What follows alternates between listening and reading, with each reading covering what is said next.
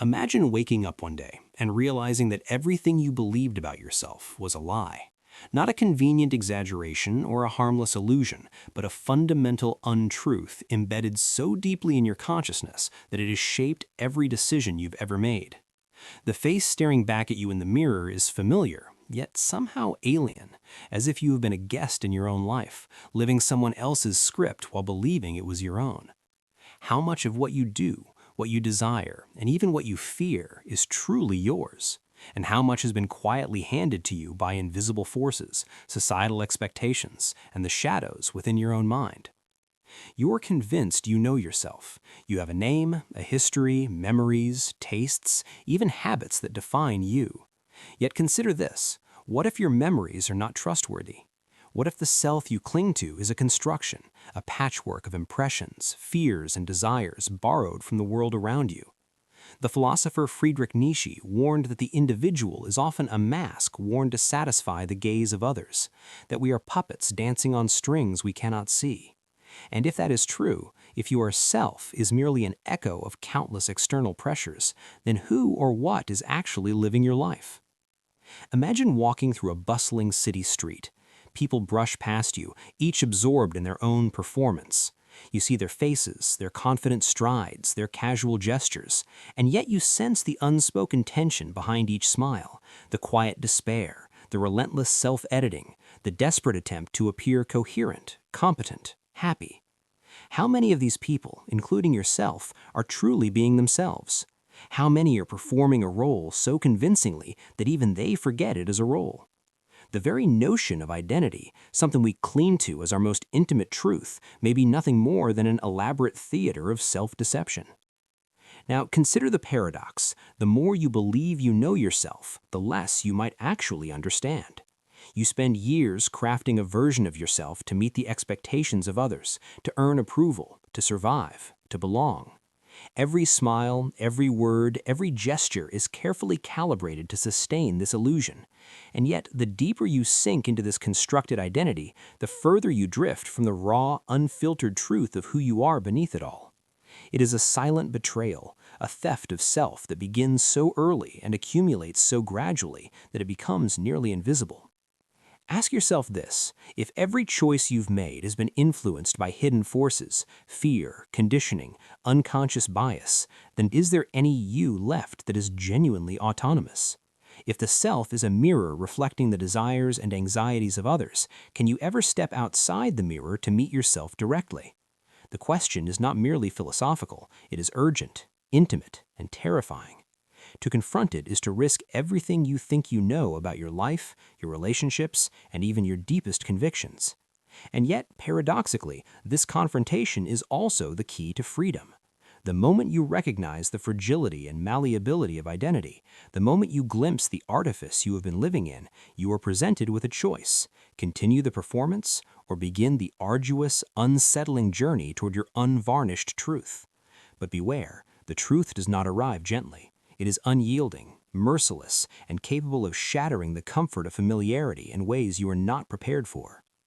So here lies the question that will follow you like a shadow.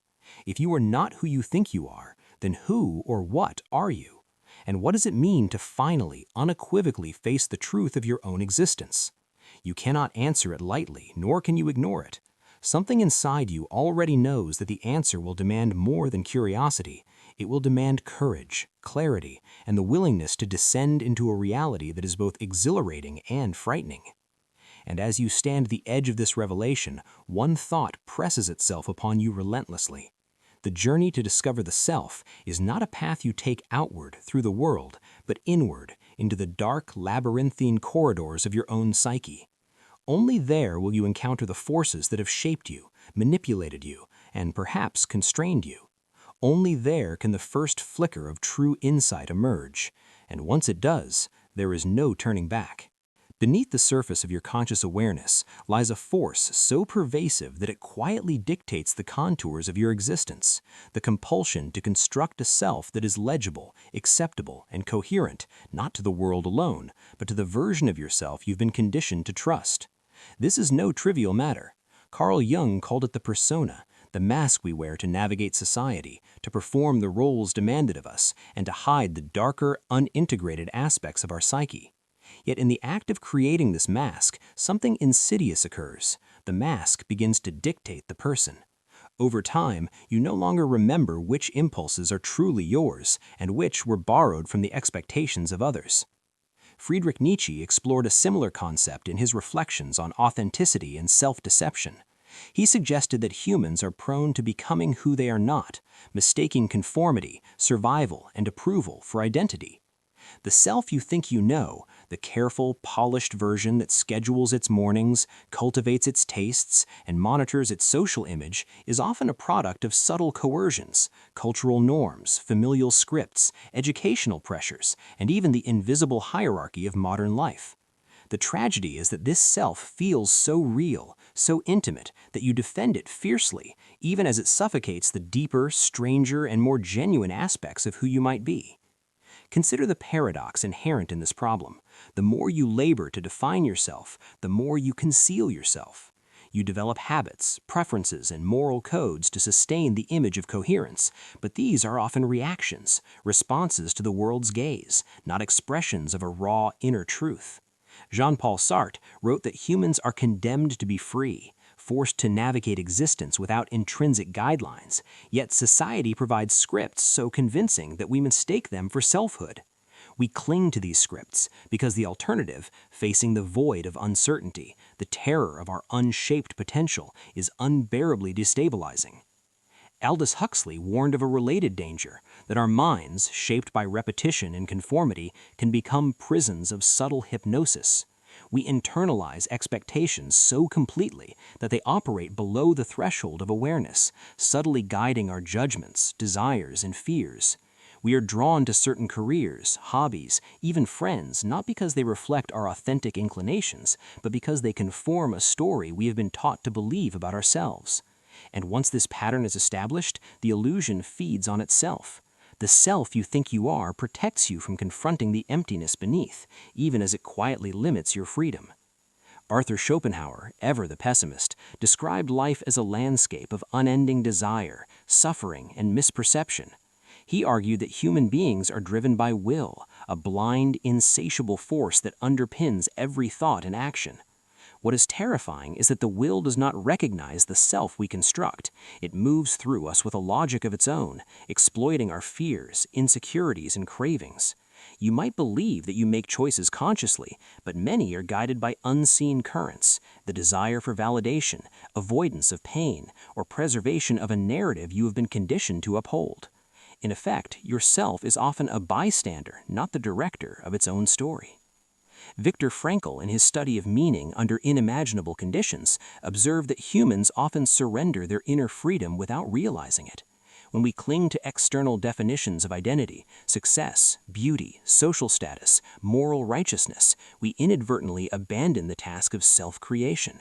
Frankl's insight was radical. Even under oppression, even when external circumstances are unchangeable, we retain the power to define ourselves through the meaning we assign to life.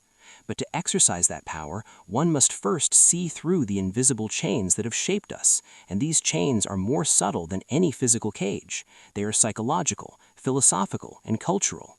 They live in the small choices, the habitual self-judgments, and the unquestioned beliefs we carry like sacred relics.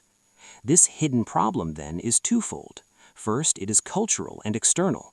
Norms, expectations, and social pressures conspire to create a version of you that is acceptable, predictable, and manageable. Second, it is internal and psychological. Unconscious fears, desires, and defenses maintain this version, often at the cost of awareness, spontaneity, and authenticity. Together, they form a system so intricate that escaping it requires more than willpower. It demands awareness, philosophical insight, and courage. Yet the most unnerving part is how little we notice. The human mind is astonishingly adept at self-deception, at convincing itself that this constructed self is real. Cognitive biases, confirmation bias, self-serving bias, and the illusion of introspection reinforce the illusion. You notice evidence that supports the story you've been told about yourself, while ignoring contradictions. You rationalize failures, edit memories, and curate experiences to sustain the narrative. Over time, you inhabit a version of yourself so thoroughly that confronting the truth feels like an existential betrayal. And this lies the quiet, invisible terror.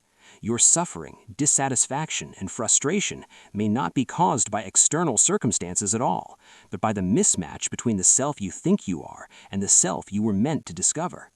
The life you inhabit might be meticulously structured, socially acceptable, and psychologically safe, but it might not belong to you. And the longer you maintain this illusion, the further you drift from the raw, unmediated reality of your own existence. The stage is now set. Beneath the comforting veil of selfhood, a storm is gathering, a storm that will not be ignored. But before you can face it, before you can reclaim your authenticity, you must understand the consequences.